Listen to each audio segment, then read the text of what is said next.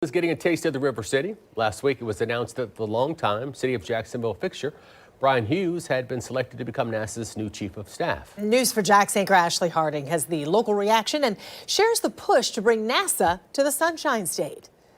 Political strategist, leader in the Trump presidential campaign, City of Jacksonville chief of staff, and chief administrative officer.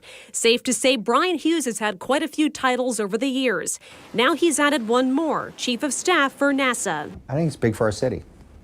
And I'm just really proud of him. His former boss, the former mayor of Jacksonville, Lenny Curry, was pleased with the news, highlighting Hughes' work ethic and drive. Successful people are successful because they put really smart people in places that know how to get things done. And when Brian was the chief administrative officer of the city of Jacksonville, things got done. Hughes' appointment comes as some leaders are pushing for the Cape Canaveral Act, which if passed would move the NASA headquarters from Washington, D.C. to Florida. And it appears to have some bipartisan support. It would be a natural fit. One of the co-sponsors is local congressman and former Jacksonville Sheriff John Rutherford, who highlighted Hughes' deep ties to Florida, but also shared his reason for why NASA belongs here. Think about it. I can remember growing up as a child here and watching all the space launches from Cape Canaveral, before it became Cape Kennedy. And, that when I think of space, I think of Florida.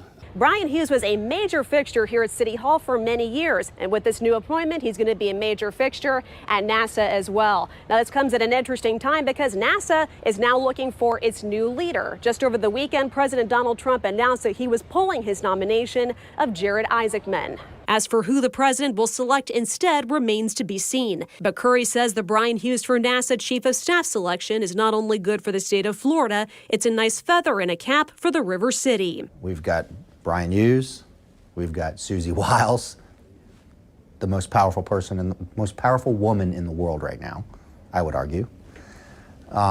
We've got Marco Rubio, we've got Pam Bondi, we've got all these Floridians. So I think we're well positioned. Reporting in Jacksonville, Ashley Harding, Channel 4, the local station.